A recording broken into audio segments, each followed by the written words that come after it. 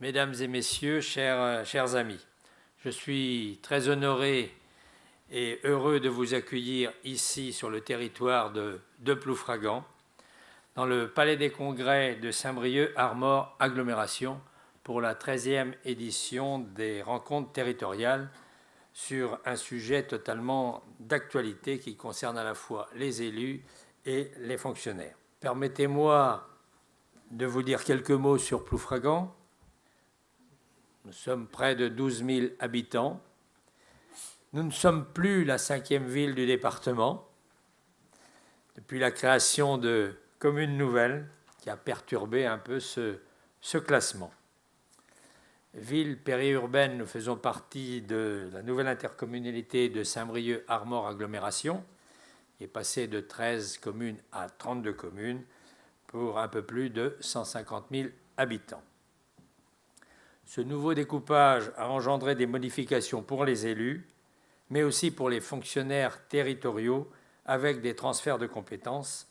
Par exemple, nous avons transféré la compétence service d'aide et d'accompagnement à domicile et le portage de repas au 1er janvier 2018, avec, pour la ville de Ploufragan, 17 agents titulaires qui ont donc été transférés de la ville vers l'intercommunalité. Le statut protège, donne des droits et des devoirs. Bon nombre voudraient le voir assoupli, voire même disparaître. Les CTD, l'emploi à la carte, sont-ils des solutions adaptées? Devons-nous raisonner rentabilité, productivité, profit, et donc abandonner des services qui sont par nature déficitaires?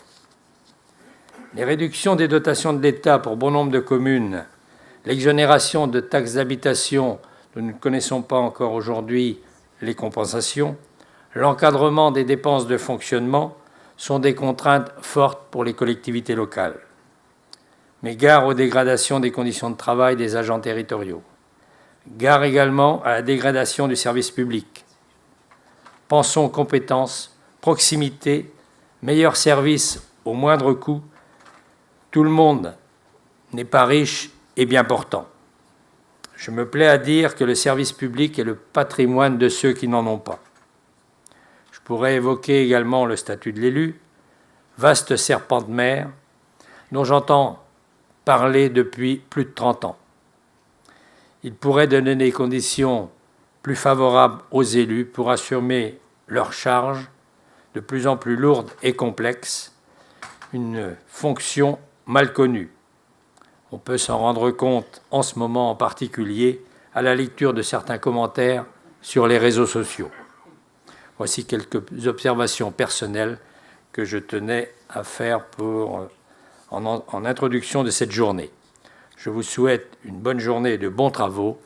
Et pour commencer, nous allons voir une vidéo de témoignage de quelques minutes d'élus et de fonctionnaires sur le thème de la journée. Je vous remercie.